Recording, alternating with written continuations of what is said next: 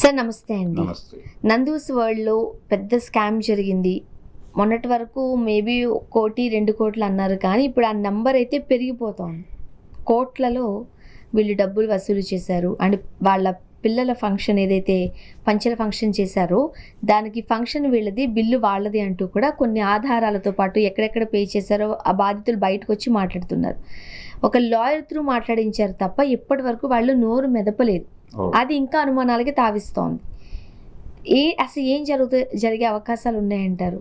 అంటే లీగల్గా వాళ్ళని ఎలా బైండ్ చేయాలి అనేది ఆ లాయర్ ద్వారా వాళ్ళు ఆర్గనైజ్ చేస్తున్నారు. ఇబ్రహీంపట్నం పోలీస్ స్టేషన్లో అయితే ఒక కేసు ఫైల్ అయి ఉంది.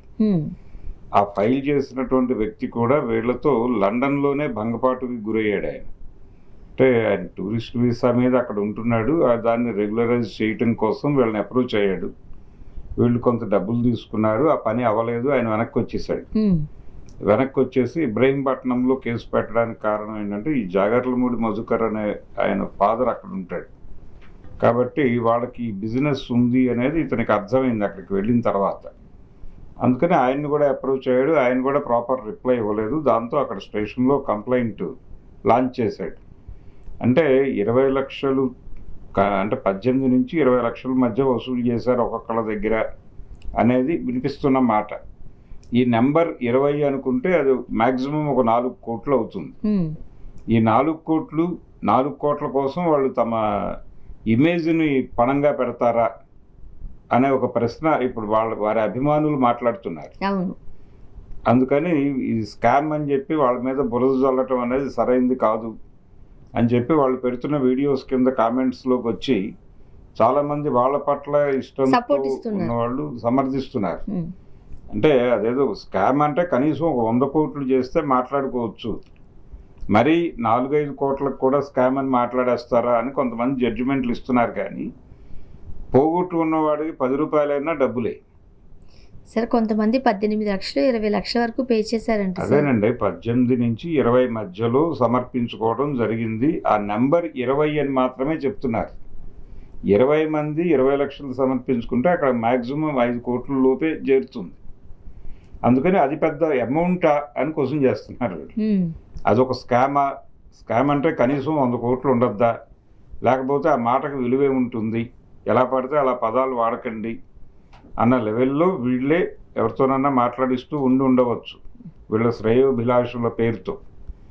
కాబట్టి వాళ్ళు పెద్దగా బర్న్ అవుతున్నట్టు, దీని గురించి ఏదో ఆందోళన పడుతున్నట్టుగా అయితే ఎక్కడ వీడియో కూడా రాలేదు. లాయర్తో మాట్లాడిపించారు వాళ్ళు. అంతే, లాయర్తో మాట్లాడించారు. ఇక్కడ లాయర్ కూడా మాట్లాడాడు. ఇది అంటే బ్రిటన్ వాళ్ళతో కలిసి మాట్లాడి ఇంటర్పోల్ నుంచి దీన్ని ఆపరేట్ చేసి కేసు పెట్టడం పెద్ద కష్టమేం కాదు అనే విషయాన్ని అయితే అర్థం చేయించారు వాళ్ళకి. కానీ వాళ్ళేం పెద్దగా సఫర్ అవుతున్నట్టు ఎక్కడా లేదు. చూద్దాం, మనం ఫైట్ చేద్దాం అన్న ధోరణిలోకి వెళ్ళిపోయారు తప్ప ఈ డబ్బులు రిటర్న్ ఇస్తామనే మాట రావట్లేదు. రిటర్న్ ఇస్తామంటే తీసుకున్నట్టు యాక్సెప్టెన్సీ ఇవ్వాల్సి వస్తుంది. వాళ్ళ భరోసా ఏంటంటే ఇలాంటి చెల్లింపులకి ఏ రకమైన ఆధారాలు ఉండవు.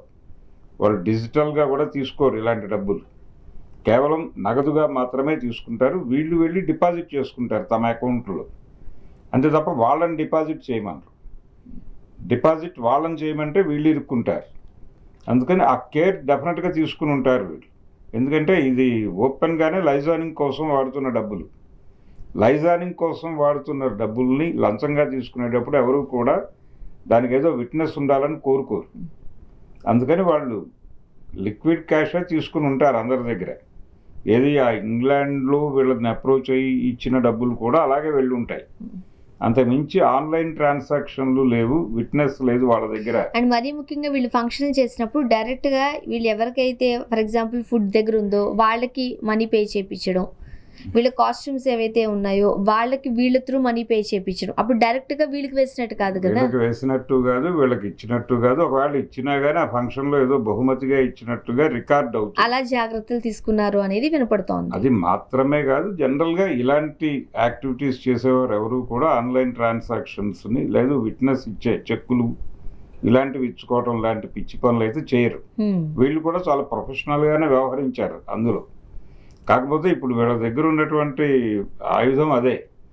దీనికి సంబంధించి ఏ విట్నెస్ చూపిస్తారు వాళ్ళు వాళ్ళ దగ్గర విట్నెస్లు లేవు అనే విషయం వాళ్ళకి తెలుసు కాబట్టి చాలా ధైర్యంగా ఉన్నారు. లీగల్ ఫైట్ చేద్దాం, మనం కోర్టుకు వెళ్దాం, ఏమీ కాదు, మనం కోర్టు నుంచి క్లీన్గా బయటకు వచ్చేయగలం.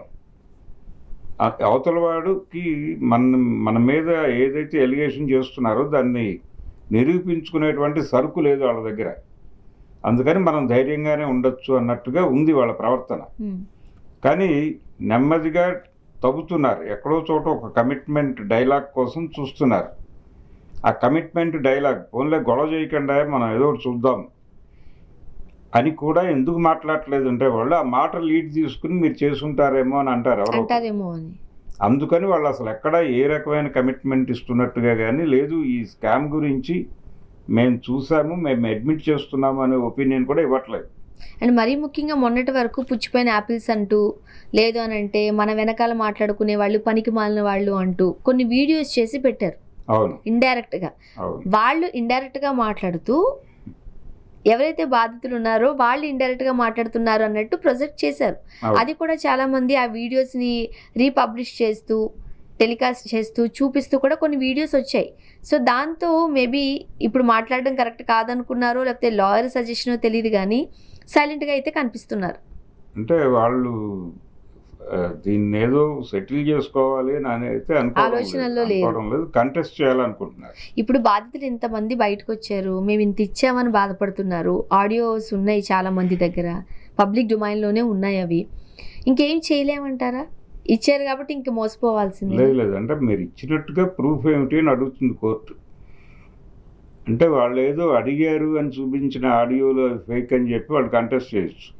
ఓ 10 ఏళ్ళు నడుస్తుంది కేసు, ఏం జరుగుతుంది, ఏమి కాదు కదా. అందుకని వాళ్ళకు ఒక ధైర్యం ఉంది. ఆ ధైర్యం ఉండబట్టే అలా బిహేవ్ చేస్తున్నారు. వాళ్ళకి లీకేజ్ ఉంది కేసులో అనేది అర్థమైతే రాజీకి వెళ్ళేవాళ్ళు. వాళ్ళు రాజీకి వెళ్ళే మూడ్లో లేరు అంటేనే వాళ్ళు వ్యవహరిస్తున్న తీరులోనే ఎక్కడో ఏదో ఒక స్కామ్కి వీళ్ళు పాల్పడ్డారేమో అనే డౌట్ ఇచ్చేలాగా ఉంది. అందుకని వాళ్ళు మాట్లాడకపోవడం, పర్టికులర్గా నోరు తెరవకపోవడం కూడా వ్యూహాత్మకమే. అవతల వాళ్ళు లీగల్గా ప్రొసీడ్ అవుతున్నారు కాబట్టి వాళ్ళని లీగల్గా ప్రొసీడ్ అవనిచ్చి వీళ్ళు వెళ్ళి అవునండి వాళ్ళు ఏదో ఒక పని మీద మాకు డబ్బులు ఇచ్చిన మాట వాస్తవమే, కానీ దానికి ఏ ఆధారాలు లేవు, మేము మంచివాళ్ళం కాబట్టి అడ్మిట్ చేశాము, మేము ఇంకొకటితో వీళ్ళ ప్రాబ్లం ఇంకొకటితో ఉంది, వీళ్ళకి వీసా ఎక్స్టెన్షనో మరొకటో కావాలి, అది చేసేవాడు ఎవడో మాకు తెలుసు, అందుకని మమ్మల్ని అప్రోచ్ అయితే మేము వాళ్ళని కనెక్ట్ చేసాం వీళ్ళకి.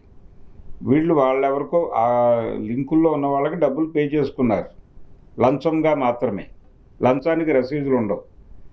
కాబట్టి ఆ డబ్బులు మా ద్వారా వెళ్ళేది తప్ప మేము తీసుకోలేదు. ఇప్పుడు వాళ్ళు మా కాంట్రాక్ట్లో కూడా లేరు, మేము డబ్బులు రీపే చేయాలంటే వాళ్ళు ఇవ్వాలి. వాళ్ళకి వీళ్ళు ఎంత ఇచ్చారో మాకు తెలియదు, మేము కనెక్ట్ చేసాం అంతే. కాబట్టి మాకుండే గందరగోళాలు మాకున్నాయి, ఈ విషయంలో మమ్మల్ని ఇన్వాల్వ్ చేయకండి అని కోర్టులో ఒక అఫిడవిట్ వేస్తారు వీళ్ళు. దాని మీద ఒక 7-8 వాయిదాలు నడుస్తాయి. ఇలా కేసును కావాలంటే 50 సంవత్సరాలు నడపచ్చు లాయర్లను ప్రాపర్గా అప్రోచ్ అయితే.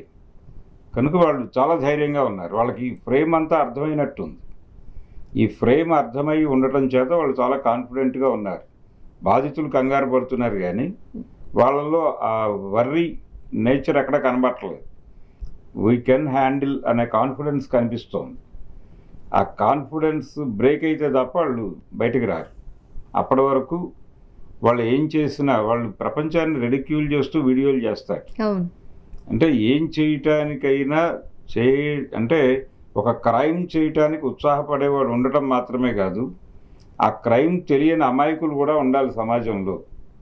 ఉన్నప్పుడు మాత్రమే మనం ఇది చేయగలం. ఆ కాన్ఫిడెన్స్ ఇచ్చినందుకు మీ అందరికీ థ్యాంక్స్ అని చెప్తారు వాళ్ళు చివరిలో. చూద్దాం ఏం జరగబోతుందో. థ్యాంక్ యూ అండి. Thank you.